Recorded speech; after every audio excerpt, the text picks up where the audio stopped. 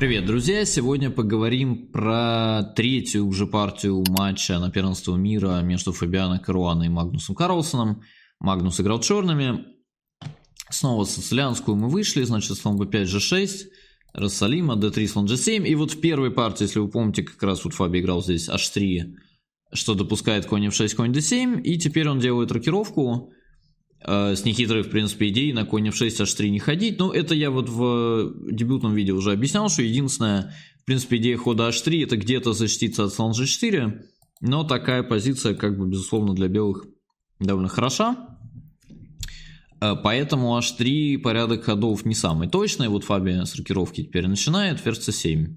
Ну, рассказывал я тоже в том же дебютном этом видео, что, в принципе, мы ориентировались черными везде на позиции с черной пешкой на e5. То есть мы старались как-то не давать белым e4, e5 сыграть. Нам это казалось и объективно правильным. И Фаби очень здорово играл именно с белой пешкой на e5. Выиграл там несколько хороших партий. Теперь у белых выбор из ладья e1 и h3. В этой партии ладья e1 Фаби играет. e5. Это направление такое немножко было свежее, но да, у нас была проблема, что наш герой как бы мог иногда что-то забыть. Последовало а3. Это, конечно, один из главных ходов, но можно и так пробовать. И здесь а3. Теперь какая-то разница, что конь f6, b4, c4 появляется ресурс, хотя так с Магнусом потом, по-моему, тоже играли. Да, но Фаби пробует довольно бесхитростно а3. На самом деле ход хороший. Конь f6, b4. Рокировка. Это, слава богу, Магнус пока запомнил. Ну и вот здесь у нас была такая скрытая идея, от которой, я помню, я как-то прям гордился, что мы такие умные, что если bc, даже довольно соблазнительно bc. И тут как-то комп раньше просто ходил типа конь d7, по-моему. Ну, что, в общем, комп как-то начинал отыгрывать эту пешку. У нас была идея играть слон g4, конь d2, конь d7. Ну, что везде, в общем, мы отдаем слона и пытаемся побить на c5 конем. А, вот здесь а4, да, что вот здесь комп конь бьет c5 бил, слон a3, b6, что на самом деле тоже, по большому счету, возможно. Но мы вот очень гордились своей идеей здесь играть ладья e8.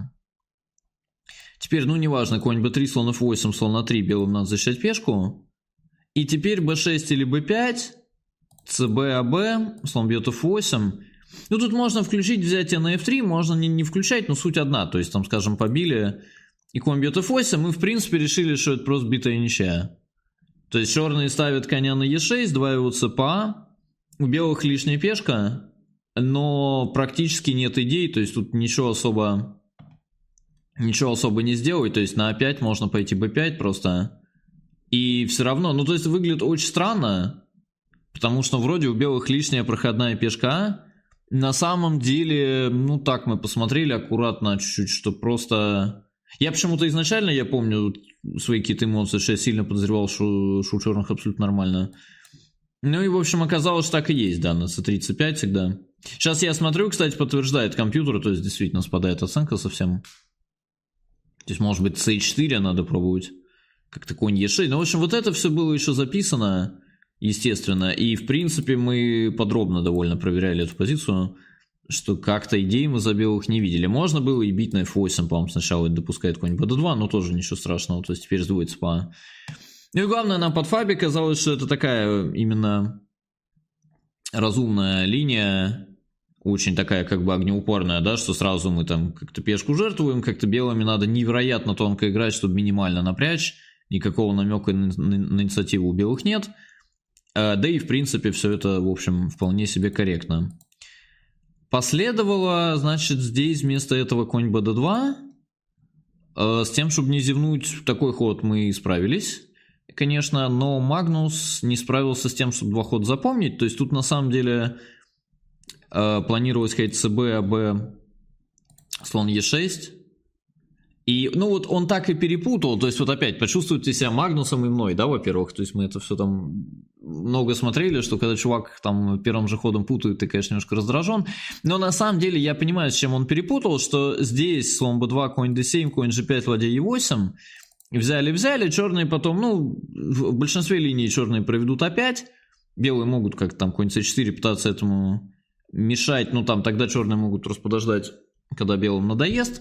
Можно на самом деле там вплоть до b5 где-то ходить в этих позициях.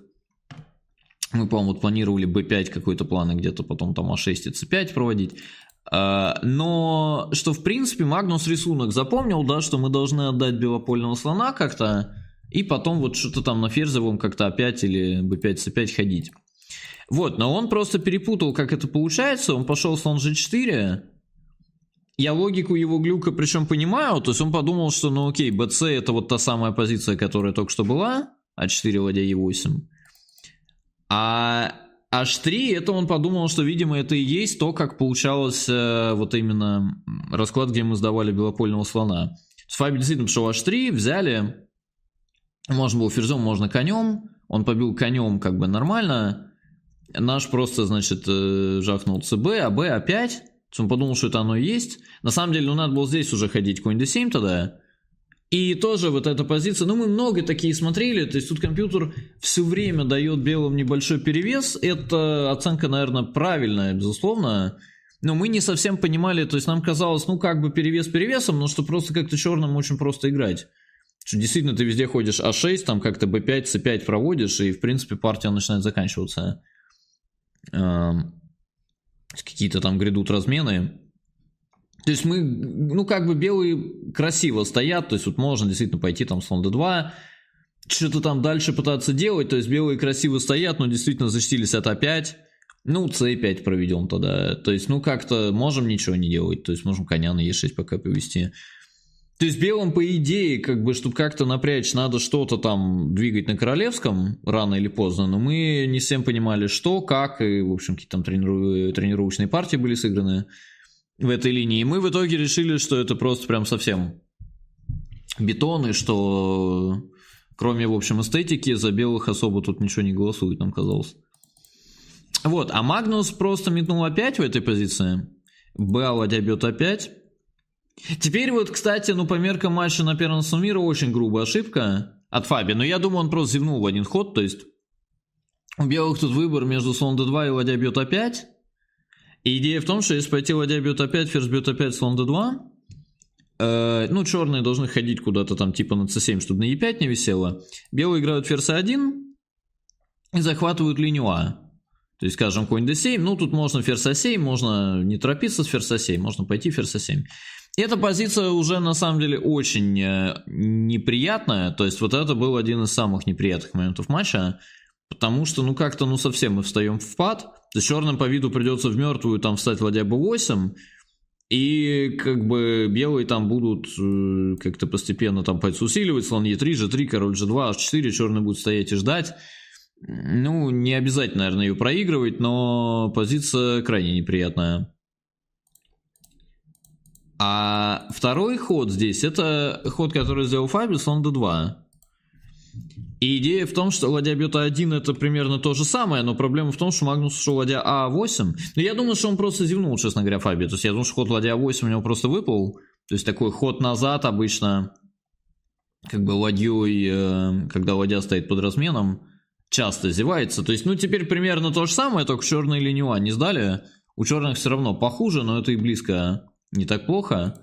Ферзь b1, то есть также Фаби повел, как-то ферзь b1, конь d7. Ферзь b4, ладья e8. Ну, то есть вот здесь, на мой взгляд, это уже по большому счету совсем близко к ничьей. Причем тут смешно, что, ну, вроде белые чуть подавливают, но на самом деле, ну, какой-то появляется уже рисунок такой, что сейчас где-нибудь черные пойдут b5, потом, может, c5, c4 проведут. Может, что-нибудь еще, у белых нет ясного плана. То есть в этом и была вот глобальная стратегия наша на матч, что вот создавать какие-то такие спокойные позиции с очень долгосрочным там потенциалом каким-нибудь, и надеяться, что Фаби сам где-нибудь что-нибудь придумает.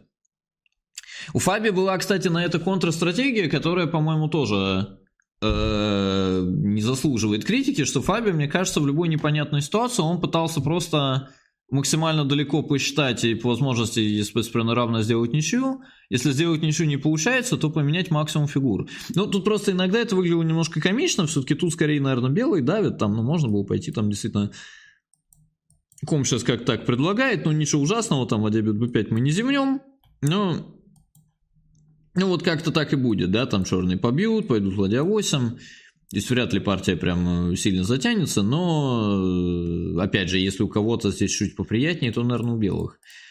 А Фаби, мне кажется, так немножко потерялся с планами, и он пошел слон c3, наш b5, вот b5 мы всегда считали, что надо ставить, и Фаби просто как бы решил уже, что что-то, видимо, его переигрывают.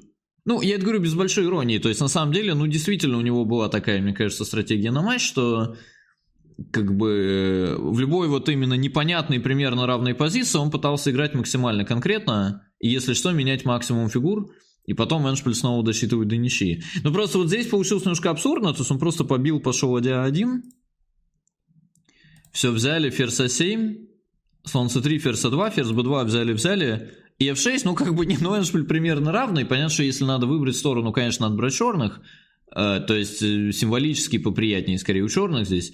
Но просто немножко смешно, то есть Фаби как бы все это вот поменял, чтобы перейти в такой эндшпиль, а причем эндшпиль как бы, ну он все-таки, ну, минимально игровой, да, то есть, ну, да, король f1 был, король f7, король e2, конь c5, слон c3, конь e6. Ну, то есть компьютер считает, что совсем битая ничья, но на самом деле белыми, ну, какие-то есть проблемы. То есть сейчас может там слон f8, слон c5, где-то там потом черные может c5, c4 начнут ходить. То есть, ну, понятно, что проиграть белыми ее трудно, но, скажем так, у черных есть полное основание пока походить, и причем у белых нет особо, к сожалению, для белых, у них нет именно, вот как хотел бы Фаби, у них нет именно рисунка прям форсировать ничью, то есть, скорее всего, ну, просто придется постоять, подождать немножко, дать черным провести какой-то план, и тогда за счет того, что мало фигур на доске, наверное, получится ничья. Ну, в партии, на самом деле, примерно так и было.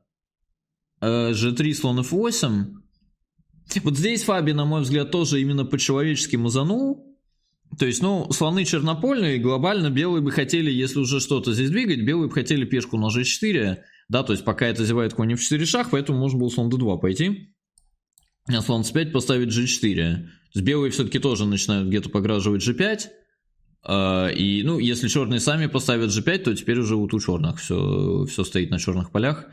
И у белых вообще нет ни одной проблемы.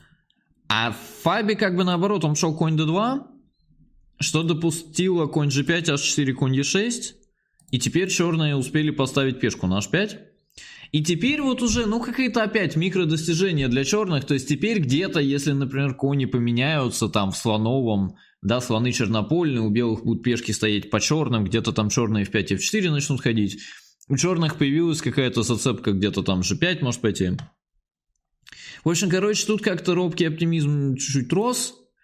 Слон d2, слон d6, c3. c3 ход, я помню, тогда все как бы обругали. На самом деле, ну, есть у Фаби своя какая-то логика. То есть он как-то скорее наметил, мне кажется, что просто может пойти... Как бы пригрозить слон e3, d4, да, то есть, а если черные пойдут c5, то типа позиция становится еще более такой прямой. То есть вот логика Фаби была, как я понимаю, вот как он играл этот матч, что типа если пойдут c5, ну может вообще, ну c5 в партии было, там слон e3 он пошел, что может вообще начать обдумывать, может мы пойдем c4, b4 и просто проверим, что это крепость. Или что-нибудь еще в таком роде, то есть он как бы старался на месте особо не стоять, король e7, король d1 он пока повел, король d7, король c2, белые прибежали туда и, видимо, готовятся встречать просто всякие там король c6, поэтому черные ходят f5, f5 ход правильный. Ну и вот король d1, то есть на самом деле, ну все-таки белые наиграли, и здесь уже даже компьютер соглашается, что и король c6, ну можно было попробовать вот резко f4, слон c1, g5 как-то, а g он бьет g5, типа король там условно e2, обратно пока. Как-то на самом деле, ну все равно какая-то немножко есть тут игра, да, то есть черные, с одной стороны, если король уйдет на g2, черные тут будут как прорываться, там король c6, c4, как-то пешка c3 опять же стоит на черном. Можно пойти b4, где-то проходную b организовать. Белым, конечно, помогает, что фигур мало остается, но в принципе игра есть. А еще сильнее можно было пойти здесь король c6. Причем именно вот потому, как Фаби партию вел, это, конечно, было самое, наверное, практичное. Ну и вот спросить белых, чего дальше, потому что, ну, если здесь пойти типа король e2, то уже b4 ставит большие проблемы. И, я не знаю, c4, я не знаю, было ли намечено, но вроде f4, там слон e7 и g5 черные проводят и выигрывают. cb бить не хочется, я не знаю, так, может, он хотел вставать, но тогда там тоже как-то уже fe там... Фе вообще ферзя провели до e4. То есть, ну, как бы компьютер советует здесь бить и слона 6, это, конечно, правильно, то есть позиция остается в пределах ничьи, но ничто в игре белых не выдавало, что они планируют e в слона 6. И причем, ну, это очевидно для черных прогресс. Но будем дальше играть слон 7. То есть уже просматриваются реальные проблемы, там белые... Где-то допускают, например, там король d5 и c4, да, там dc, bc можно побить, e4 поставить, все пешки белых будут стоять на черных клетках, явно будут проблемы. Можно где-то и b4 пытаться ходить. В общем, черные явно добились какого-то прогресса, то есть Фаби так немножко в своем стремлении упростить, он как-то немножко... С одной стороны упростил, с другой стороны ухудшил, и прямой ничьи не нашлось. Но вот в партии Магнус дал ему ровно то, что на самом деле Фаби вот по динамике матча хотел. То есть Магнус пошел fe, de, c4 и пошел конь c5. И получил просто слон бьет c5 и король e2. И я почему понимаю Магнуса, я думаю, что он эту позицию особо не читал. То есть он просто считал, что это за белых как бы невероятно рискованно. Все-таки у черных слон. Где-то проходная с этой стороны может образоваться, и у белых все пешки стоят по черным. Но да, Фаби просто аккуратно посчитал, пешка c3 близко к базе, на нее трудно напасть. И если что, когда белые будут отдавать коня здесь на фланге, там еще, скорее всего, скажется, что чернопольный слон не выигрывает с пешкой h. Ну, то есть вот у них так и было, я так говорю, как Нострадамус. Но на самом деле, действительно, это все, я уверен, что Фаби здесь уже прикинул, что он понял, что просто большой запас. То есть, например, с той пешкой там на b2... Это была бы совсем другая история, то есть все-таки ее тяжелее было бы защищать. Но здесь пешка c3 близко сравнительно к пешке f2, и все-таки да, то есть конь f1 он повел, наверное, самое простое, конь e3, конь d5 пойти. И, ну, Магнус понял, что идеи особо нет, конь e3, слон e3, пешечный ничейный. Поэтому, да, b4, взяли, конь e3, король c5, ну и вот белые как раз, да, пока суть до дела, там начинают менять фланг. f4, взяли, какой-то там рандомный ход Магнус сделал, f5, gf, да, конь бьет c4, король c4, ef, ну и понятно, что даже если две пешки белые отдают, то позиция остается ничейной, как мы знаем. Ну такая партия, то есть мы с одной стороны были как бы по-своему довольны, что хорошее направление в дебюте, с другой стороны были, конечно, недовольны, что Магнус перепутал. С третьей стороны, ну, наверное, психологически был большой плюс, что, ну, Магнус, перепутав, он получил сразу худшую возможную редакцию вообще всей вот этой позиции, которую мы планировали и так играть весь матч, и уже, ну, как бы даже если Фаби в такой не напряг, то есть на самом деле, ну, вот позиция ладья бьет опять, это 14-й ход, да, вот здесь белыми там надо было бить и ходить слон d2, как мы обсуждали, и, в принципе, у белых был большой перевес. А через 5 буквально ходов уже стояла вот такая позиция, просто абсолютно равная. То есть, ну, чувствовалось, что именно сам, что ли, такой игровой рисунок, да, мы выбрали удачно довольно вот под Фаби, что как-то тут трудно белым зацепиться за прямую игру. В подготовке, на самом деле, тоже трудно довольно зацепиться за какие-то прямые проверки. Мы уже в этот момент, кстати... знали, у нас была вот отдельная головная боль, что мы за Фаби искали, ну, мы логический анализ вели как бы так же, то есть мы считали, что на месте Фабия мы бы искали какую-то вот максимально прямую такую линию проверочную, и уже на ранней там стадии мы уже смотрели ладья e1, e5, b4, так Фаби сыграет, по-моему, следующий белый, и снова мы как раз окажемся впереди, что мы и b4 предсказали, и более того, мы здесь нашли какую-то совсем... прямую ничью, как в партии было, которая тоже, может, была не так очевидна. Ну, в общем, как-то матч вот так, то есть как-то оттолкнулись, да, это третья партия, третья из 12. 3 ничьи нам казалось, ну, заметно, да, то есть заметно, что Магнус лучше играет, то есть он начисто переиграл в первый, вторая, ну, ладно, белыми не взлетела, да, мы посмотрели там на очень хорошую разработку, третья, ну, тоже нам какой-то внушил оптимизм, что все-таки, ну, как будто разница в силе игры большая, то есть он перепутал в дебюте, и там потом из крайне неприятной пассивной позиции в итоге поддавливал в эндшпиле там и был близок к тому, чтобы поставить реальные проблемы. В общем, оптимизм рос, шот не улучшался. И о четвертой партии, друзья, в следующем выпуске. До новых встреч на канале Левитов Чес.